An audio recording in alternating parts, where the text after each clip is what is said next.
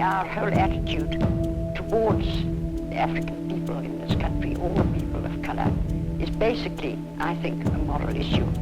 We want to use them. We have an economy which depends on them. And yet, we don't want to treat them like human beings and give them those basic things in a society. But somehow in South Africa, we don't seem to realize this. And many South Africans, white South Africans, see no real alternative to the practice of apartheid. They have, by and large, been conditioned to accept that if political control slips away from the white man, this will lead to his economic and his political downfall.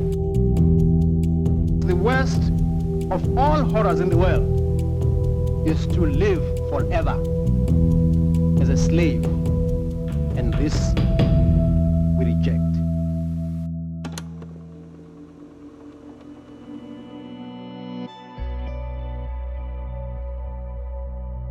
My name is Godfrey Maseko. We lived in a place called Soweto. The place was in the middle of, a wide area. Because of the regime that was, in place then, the Afrikaner regime, we were forcefully moved out of the area to a place called Soweto. The removals started in 1952. The environment, the places that we moved to, were not as good as where we left. There was so much resistance, from the black community. We won't move. We're staying here. The regime had to, use aggression and violence.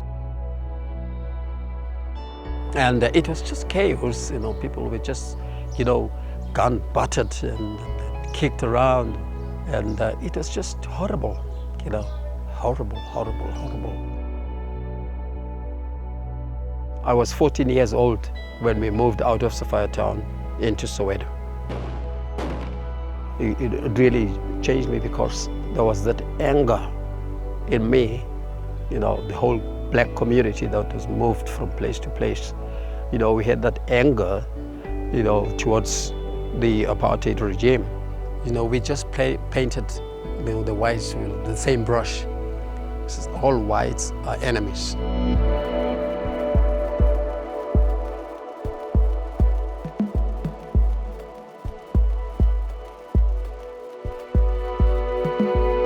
A crowd of unarmed blacks demonstrating against the pass laws which restricted their freedom of movement were fired upon by the South African police. 69 were killed, 180 wounded. There is room for all the various races in this country.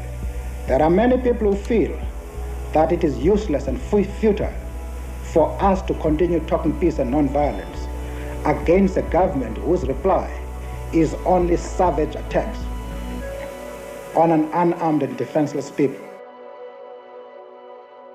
Most of us young people had lost hope that we would ever have great life in our time.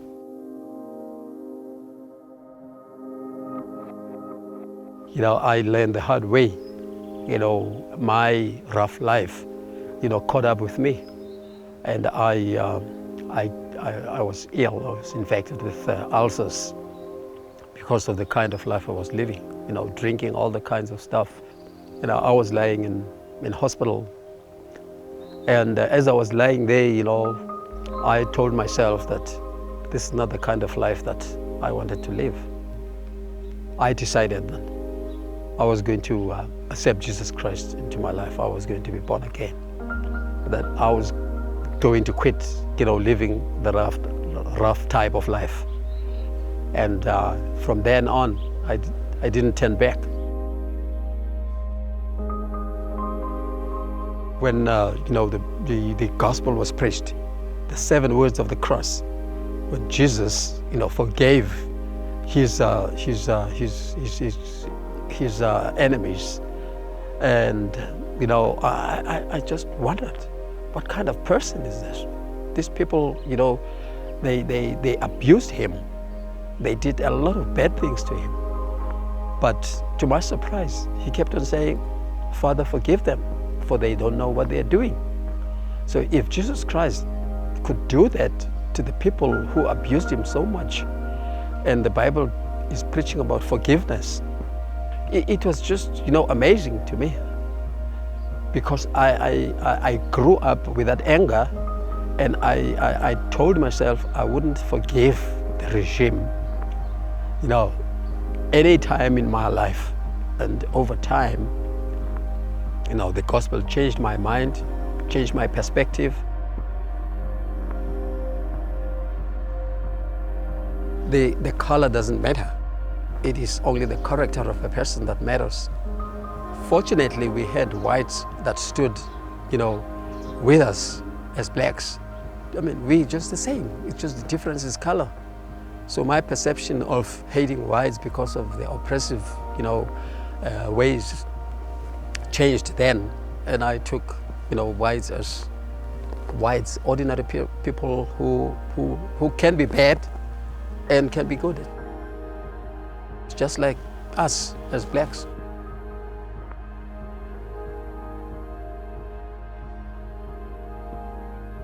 Each time one of us touches the soil of this land, we feel a sense of personal renewal.